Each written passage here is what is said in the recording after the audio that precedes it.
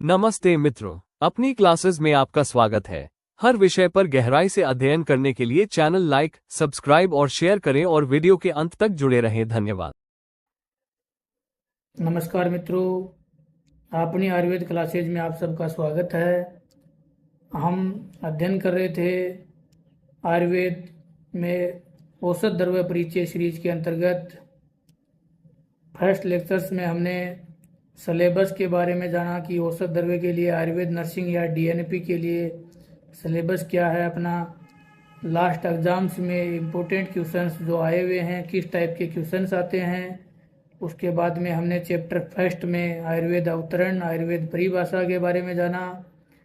इसी के साथ आयुर्वेद अवतरण में हमने लघुत्रयी व वृहत्त्रयी संहिताओं के बारे में जाना, एक एक करके। वृहत्त्रयी संहिता जो 3 हैं, चरक, सुश्रुत एंड वाग्भट संहिता के बारे में जाना। उसके बाद में जो तीनों लघुत्रयी संहिता है उनका अध्ययन किया। इस लेक्चर में हम जो अध्ययन करने जा रहे हैं ये है काश्यप संहिता। तो इसमें हम काश्यप संहिता के बारे में जानेंगे। तो महर्षि मरीचि के अपत्य पुत्र कश्यप द्वारा प्रोक्त आयुर्वेद के एक प्राचीन ग्रंथ का नाम काश्यप संहिता है। तो ये आयुर्वेद का एक प्राचीन ग्रंथ है जिसे वृहत जीवकीय तंत्र भी कहते हैं। आयुर्वेद के आदि प्रवर्तक स्वयंभू वर्मा हैं, जिन्होंने इसका सर्वप्रथम उपदेश दक्ष प्रजापति को दिया। सबसे पहले वर्मा से किसके पास आया? दक्ष प्रजापति के पास। दक्ष ने इसका जो उपदेश है वो अश्विनी कुमारों को दिया, जिससे इस संहिता का ज्ञान इंद्र ने कश्यप, वशिष्ठ, अत्रि, भृगु इन ऋषियों के लिए इसके विषयों के रहस्य के साथ प्रतिपादन किया। ये हमने पहले भी जाना था। आयुर्वेद अवतरण में कश्यप से उनके पुत्रों शिष्यों में क्रमशः इस आयुर्वेद संहिता की परंपरा आगे चलती रही। काश्यप संहिता इसको वर्ध जीविक के तंत्र में समस्त आयुर्वेद विषयों का प्रश्न उत्तर रूप में निरूपण किया गया है। शिष्यों के प्रश्नों का उत्तर महर्षि विस्तार से देते हैं। शंका समाधान की शैली में दुखात्मक रोग, उनके निदान, रोगों का परिहार और रोग परिहार के साधन, औषध, इन चारों विषयों का भली भांति इसमें प्रतिपादन किया गया है। मानव के पुरुषार्थ चतुष्टकीय सिद्ध में स्वस्थ शरीर ही मुख्य साधन है। शारीरिक और मानसिक रोगों से सर्वथा मुक्त शरीर ही स्वस्थ कहलाता है। अतः निरोग रहने या आरोग्य प्राप्त करने के लिए उपयुक्त रोग निदान, परिहार और साधन, इन चारों का सम्यक प्रतिपादन मुख्यतः आयुर्वेद शास्त्र में किया जाता है।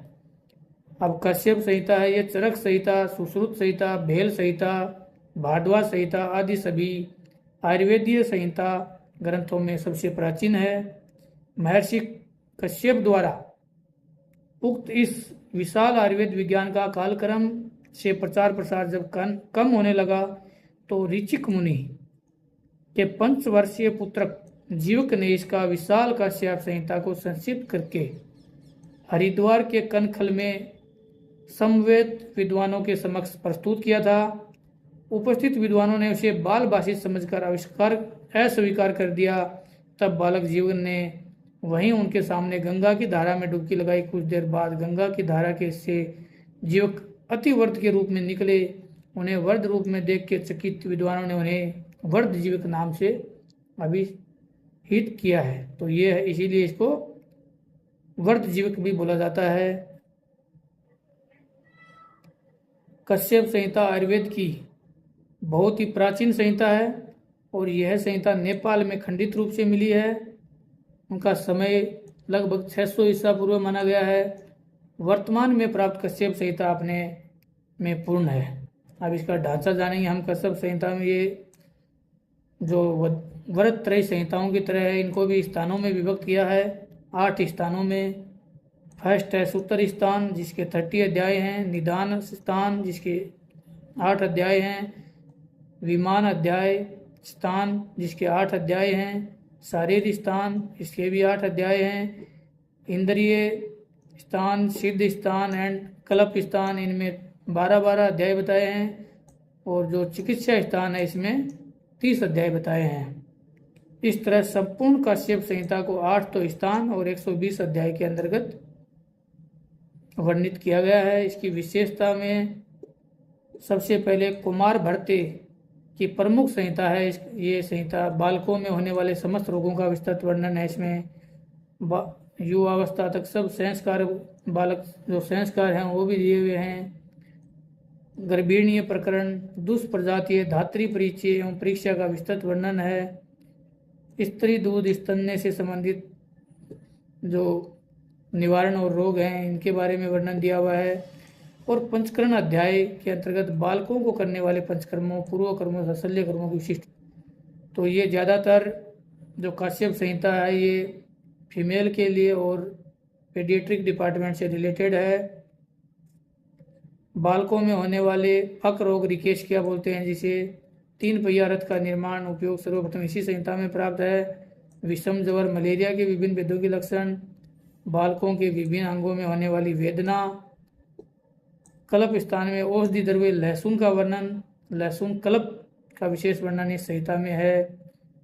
और कल्प स्थान में ही यूस, यवांगु आदि का प्रयोग, मधुर आदि रसों एवं वातादि दोषों का विस्तृत अध्ययन मिलता है। तो ये हम जाने अभी काश्यप संहिता के बारे में। तो हमने अभी तक लघुत्रयी, वरत्रयी दोनों प्रकार की संहिताएं पढ़ी और काश्यप संहिता के बारे में जाना। तो ये अपना चैप्टर फर्स्ट आयुर्वेद औषध द्रव्य परिचय में कंप्लीट होता है। धन्यवाद।